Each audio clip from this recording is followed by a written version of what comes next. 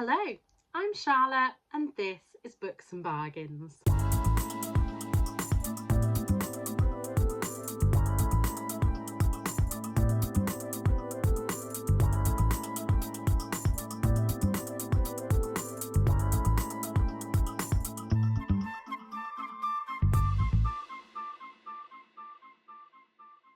That felt really weird to say because I haven't sat in front of I was going to say computer. This isn't a computer, it's my phone for so long. I've just spent so long trying out different angles and I'm just going with this. I hope my microphone is working. My phone sound was a little bit weird in my later videos last year. Oh, thought that was going to fall off then. Bear with me. So yeah, let's get into the video. Today I'm coming to you with my January and February book balance. I had contemplating not making any more videos on YouTube, but I'm just wanting to create content, and I'm not really a big fan of, I enjoy kind of watching reels and things, but I just don't think I'm cool enough to create short term, that's not what I mean, short form content like that. So here I am.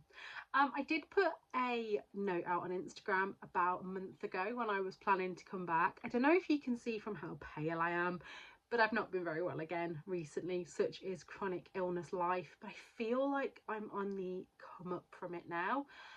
But basically there were three kind of questions that people asked when I said, what do you want to know? And the first one was, how are you? And I'm okay.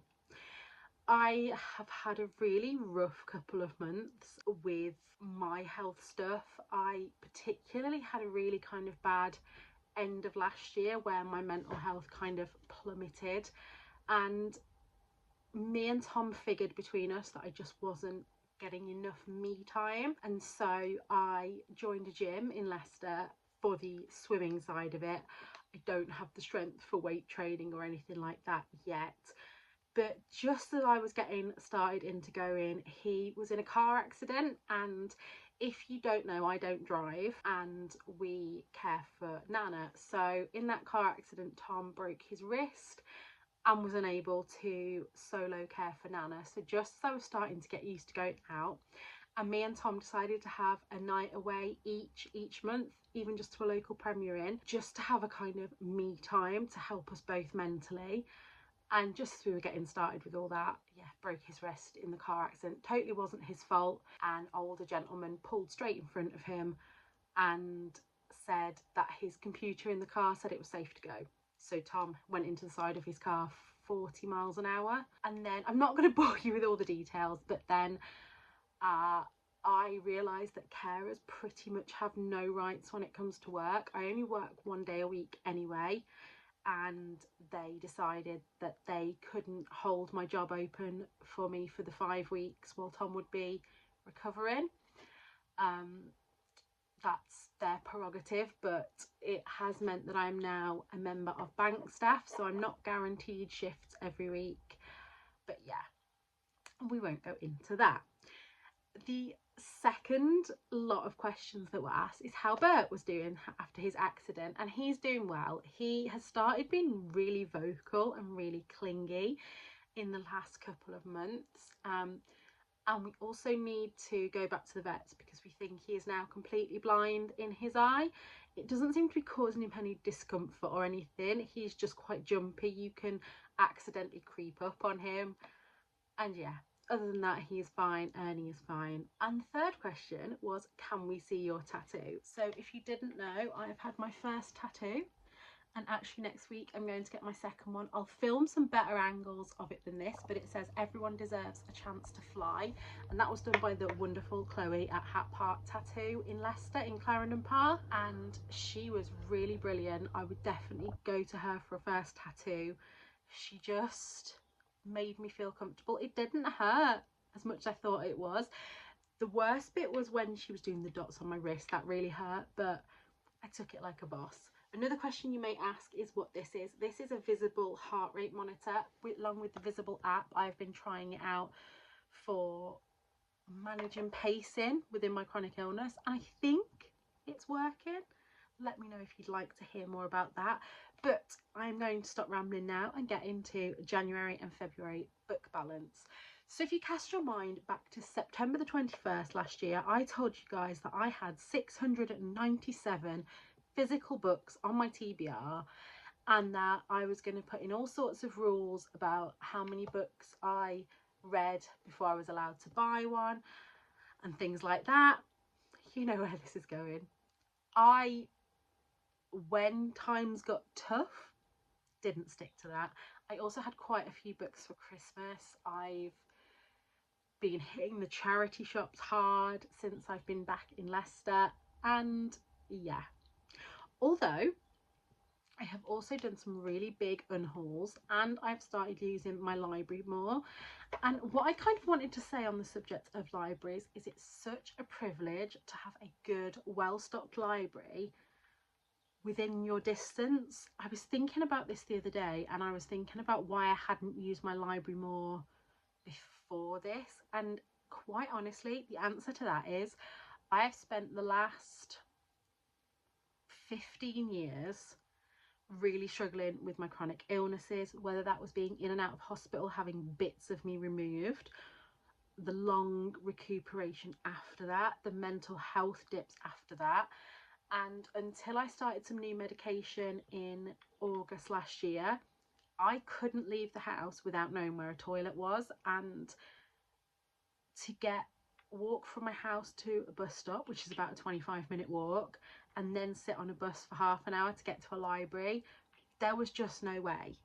So I'm not mad at myself for not using my libraries more, but now that I can, I'm really enjoying it, and I really think that they are fabulous places that we need to support and protect at all costs. I am actually now on 661 books.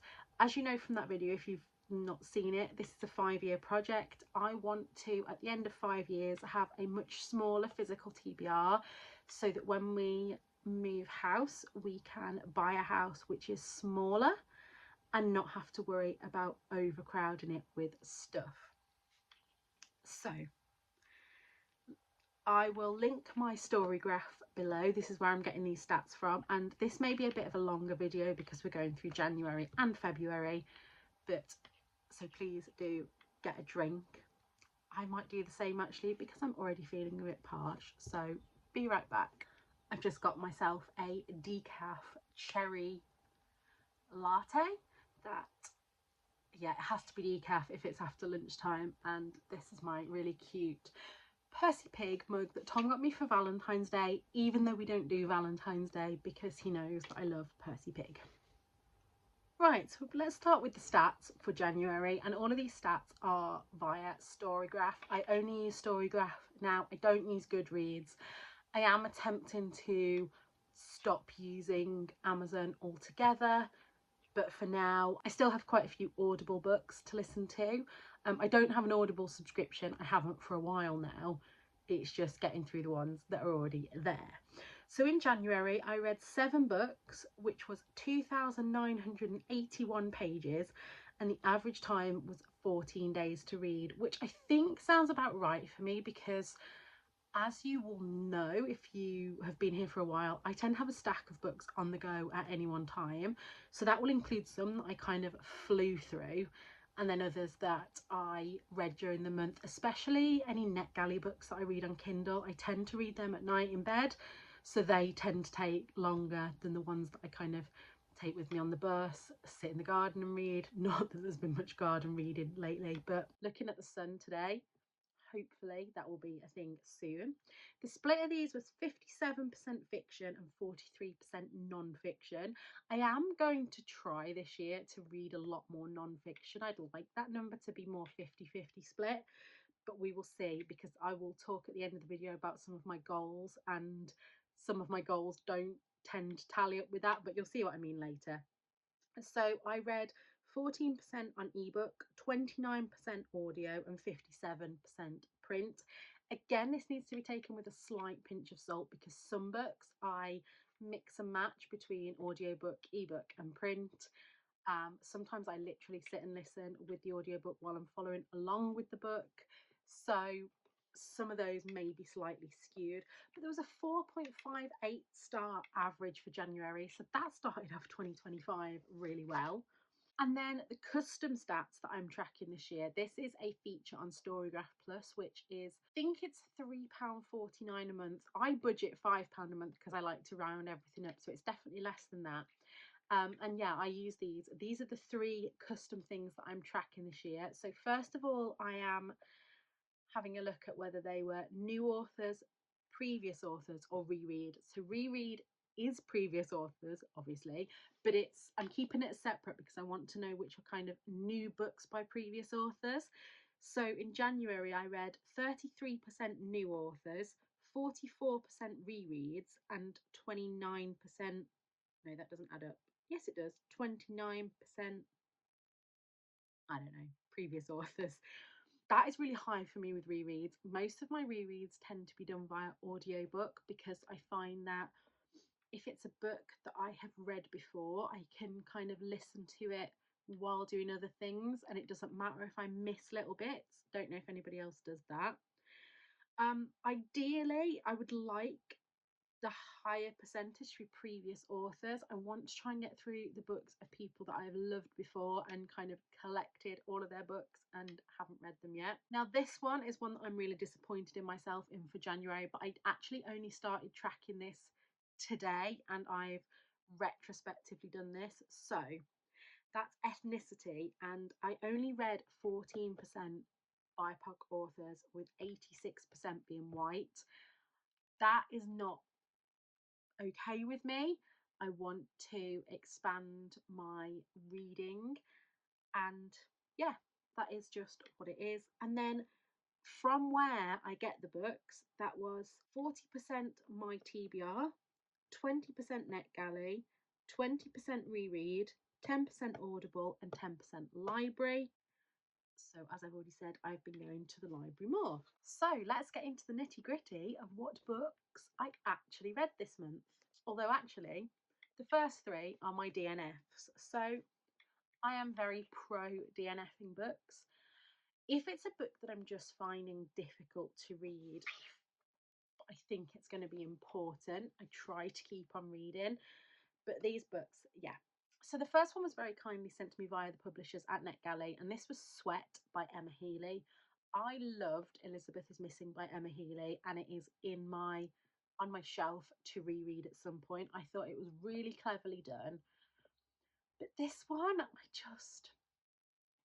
wanted to love it, and I should have written down how far I got in. I think I got about 30% in, and it was about a personal trainer at a gym, and she is training her ex-boyfriend, who, from what I read, was not a very nice man. But he is now blind and doesn't realise that it's her. It was marketed as a thriller, and like I say, I got about 30% in and I was just bored. I tried to keep on going with it. I thought I'll just read a little bit a day and I'll get it done. But it was just pushing me into a slump. You know, when you've got those books that, because they're so difficult to get through, I was trying to say to myself that I couldn't read books I wanted to read until I'd read a little bit of this, and then I just didn't read. So that got DNF'd. Then I DNF'd Overdressed, The Shockingly High Cost of Cheap Fashion by Elizabeth Klein. Now, this was just purely because, in my infinite wisdom, in December, I had reread Consumed by Aja Barber and How to Break Up with Fast Fashion by Lauren Bravo, both of which I think are fantastic books. And I decided that I would see what their sources were and then read them. But I just found this book was far too Americanized, and I just thought, I am reading stuff that I've already read, and I really don't need to be rereading this, if that makes sense. I could just reread those other 2 whenever I want to. And then the last one that I DNF'd was Afternoon Tea at the Sunflower Cafe by Millie Johnson, and I really, really wanted to love this. I've only read one Millie Johnson before, and that was the Yorkshire Pudding Club, I think it's called. And that did have some fat phobia in it, and I just kind of rolled my eyes and carried on and really enjoyed the story. But this one was just out and out, and I was just like, and it's not even that old. Well, I think it was early 2010s. This book might be wrong there. I threw it across the room. It went into the recycling. I don't own that book anymore. And I remember getting to one point. I think I'd read about 100 pages out of a 400-page book, and I was really enjoying the storyline. So basically, we are following a few different kind of character arcs. A man who is not a very nice man, who is cheating with his secretary, his wife, and it was very much the Other Woman vibes, which is a film that I loved. But every character that we didn't like in this was fat and ugly. And then I'm sure there were there was something that was really transphobic from what I remember. I need to make better notes on this when I DNF books, but I was just like, no, I'm not doing this. And it's almost made me want to unhaul all the other Millie Johnsons that I've got. And then I'm like, is it just me? Because Millie Johnson is such a beloved author. But it's almost the same way that I felt when I read a few Marion Keyes books. Again, like I say, it is their earlier work. But it's one of those things that once you've seen it, you can't unsee it. And that's exactly what I was like with this. So let me know. Do Millie Johnson's books get better? I might start reading them kind of from the newest to the oldest. And if they're still as bad, just cut my losses, because there are so many diverse authors out there to read that do I really want to be reading more that make me cringe? I don't know. Let me know. Right, then on to the books that I actually did read and finish. The first is Overdrawn by N.J. Krosky. Now, Tom bought me this ages ago. I thought this was going to be a YA book, but it's not. And the premise of this was a lot better than the execution. So this is following a ableist society where I'm trying to think of it. Yeah, so euthanasia is encouraged as like a kindness to society, that when you get to a certain age, I don't think it ever specifies how old, you should go to this place, have a big party with your family, and then take the medicine to slip away, and that it's kind of, you're seen to be unpatriotic if you don't do that. You're seen to be taking resources from younger, more healthy people. And he meets a waitress who is desperately holding her brother. He's on life support and she's desperately trying to keep him going in the hopes that he'll wake up, but she is using her own, there's like a credit system, so she's using her own credit to keep him going. And the morals and things in this book were really good, but I just thought it didn't go as far as I wanted it to. And also there was kind of a, don't want to give spoilers, but there was a storyline about 2/3 of the way through of how these guys then decided to um, remedy their predicaments. And yeah, I didn't fully believe it from there. I gave this a 3.5 star. It was interesting, but it's been 6 weeks since I read it, and I can't really remember much of the detail other than I think the idea behind it was much better than the execution. The next book that I read was a reread, and this is Love Me by Marion Power. I fell in love with Help Me by Marion Power back in, it's at least 2-3 years ago, because I remember reading it in the old Books and Bargains library room. That makes it sound more grand than it was. If you ever saw any behind the scenes of that room, it was an absolute mess half the time, but I loved it. And obviously it's where Books and Bargains was created. Anyway, I took part in a read along for Help Me and just fell in love with Marianne Power's way of writing. Marianne is I think she's in her 40s now, so she is older than me, but she is child free. And in her first book, she was just kind of getting to know herself. She was trying all different self help books. And this time she was exploring the different kinds of love, including tantra retreats and familial love and the love of friends. And she also talks to her friends that are in different kind of life situations as her. And actually, it's just making me think I'm currently reading 13 Things Mentally Strong Women Don't Do. And it's talking about how other people, there's no kind of better or worse, there's just different. And I didn't think that I'd relate to this book as much as I did because Marianne is single, I'm married, but a lot of the things that she brought up really stirred some feelings inside me about motherhood, in that I can't naturally become a mother. I've had a hysterectomy, and while I was on the fence anyway about whether I wanted children, the older I get now, there is a little part of me that kind of mourns that loss that I will never have.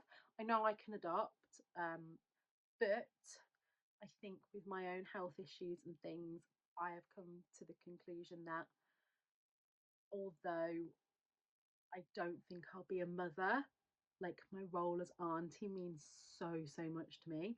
I know we're getting off track here, but yeah, love me. I gave that a 5 star. I definitely would suggest listening via audiobook, as it's Marianne that reads it herself. And I always think, especially with non-fiction, that puts a lot more feeling into it if you've got the person who wrote the book reading it. I think that I'm going to end up having to split this video into 2 parts because we're already like 15 minutes. Actually, no, we're more like 20 minutes into filming, and yeah, so maybe I will do that. I will get to the end of January. I then was very, very kindly gifted a NetGalley advanced reader copy of Other People's Houses by Claire Mackintosh. If you haven't read any Claire Mackintosh, she is up there as one of my absolute favourite authors. And originally, so Claire Mackintosh wrote 3 thrillers that I bought in charity shops and read very quickly one after the other. And that was I Let You Go, Lie to Me, and I See You. And I literally, probably about 5, 6 years ago now,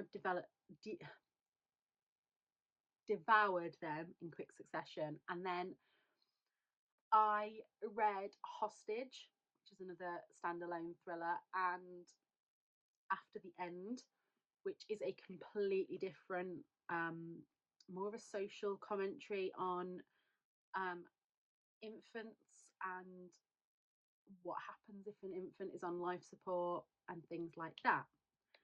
When I first read, it's a series, this is the third in the series, this is the DI Fion, DC, DI Fion, like police procedural kind of thriller, which I'm really getting into after Victoria made me read all of the Helen Fields ones last year. And yeah, the first book, The Last Party, I was a little bit nonplussed about, but actually it just keeps getting better. And this latest one is my favourite by far. I gave it a 5 star. Think Big Little Lies, but in the UK sort of thing.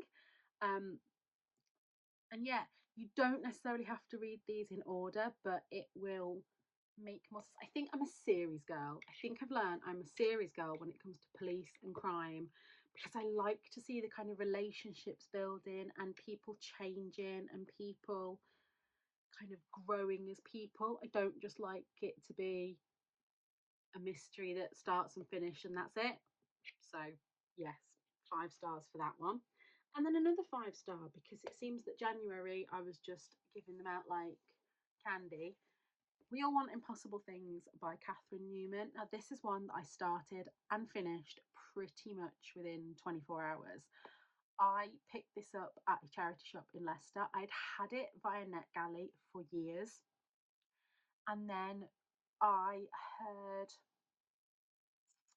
okay, so I'm not sure which one it was. I've been listening to 2 podcasts that are like bookish. I've been listening to Daisy Buchanan's and Sarah Pascoe and Carrie Lloyd's, the Weirdos Book Club, and I can't remember what the other one is called, but I will link them both below. But then, so I'd heard them talking about this on the bus, and as I walked up, it was there. I picked it up. I spent the whole night reading it and then finished it the next day. And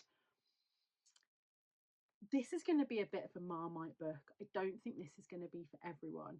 But it starts with Edie and Ash have been best friends for 40 years, and Edie is diagnosed with terminal cancer, and she moves into a hospice near where Ash lives. And it's, if you've ever had any experience of hospice care, it's very, very true. Our main character is a bit unlikable and a bit all over the place, and she doesn't always make the best choices. But the way that her love for her best friend and the love that surrounds them all, I don't know, it is such a book full of love, and it's humorous as well, which you wouldn't think a book about someone in hospice would be. And obviously, this isn't a spoiler that Edie dies. She is in hospice. That is what hospice is for. And I sobbed. And it was one of those that I knew it was coming, but it just gave me all the feels. Tom's dad passed away in a hospice 14 years ago now, and it brought back a lot of the feels from our time in there. It was just so real. And yeah, I'm definitely going to pick up more from Catherine Newman. That was a new to me author. I should have said Overdrawn won't be staying in my collection, but We All Want Impossible Things will, because I definitely want to read this again. Then a quick one, I reread Body Positive Power again via audiobook. Do I think this book is the best one about body positivity out there? No.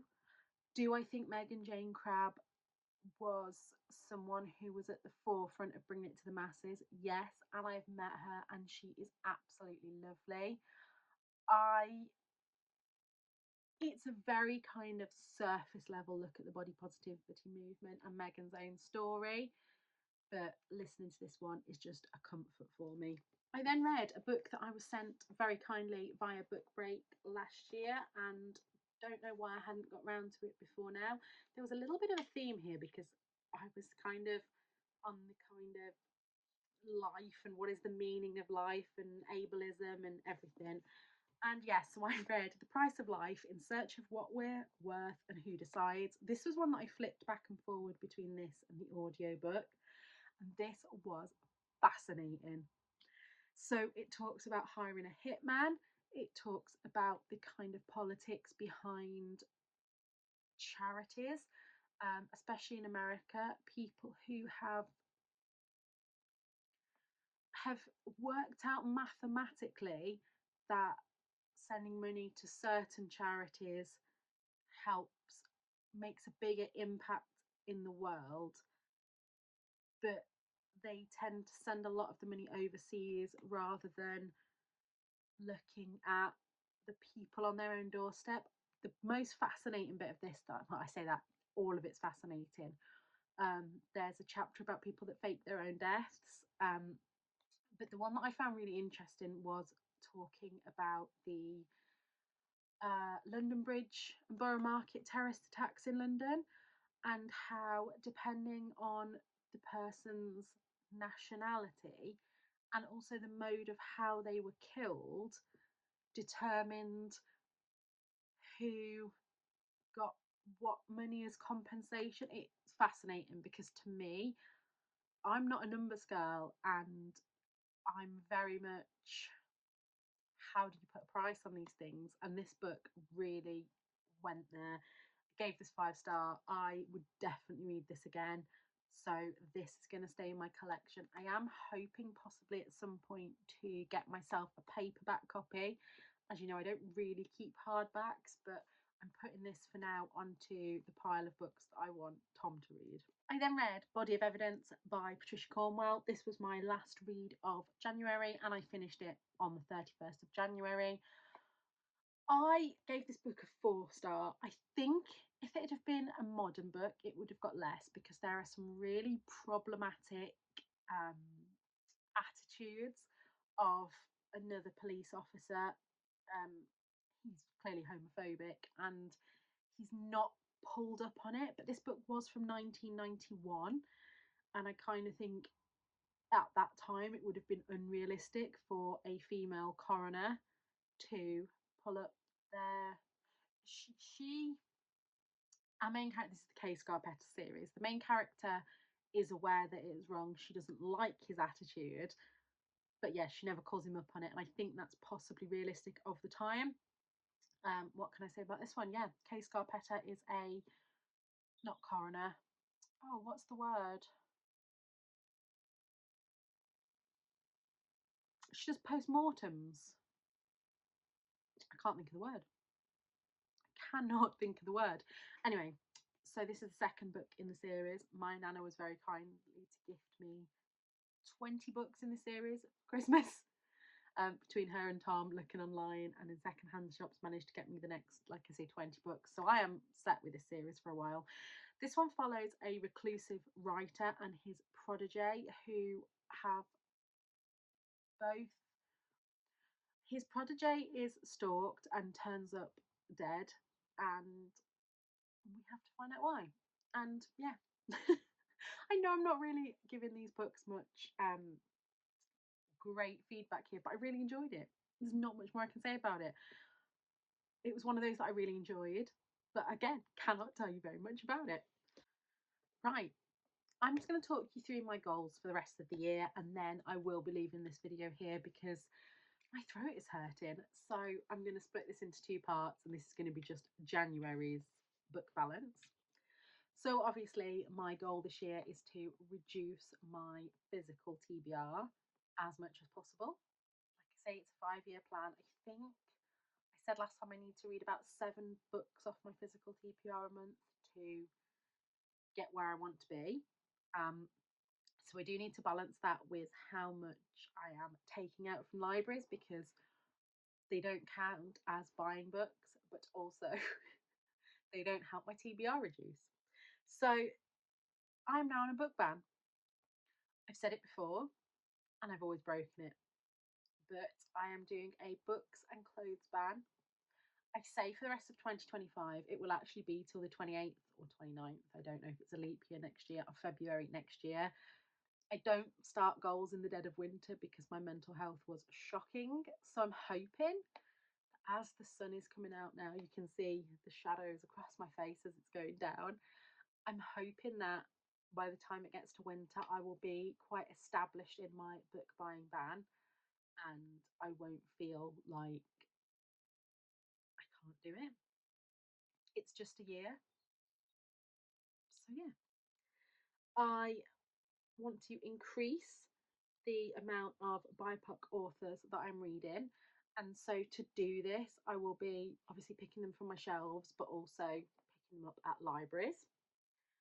I also I want to do a NetGalley Project Zero, which again will be over the next few years. I don't think it's going to be done by the end of next year. And this is where, sorry, I got a notification that my battery's dying.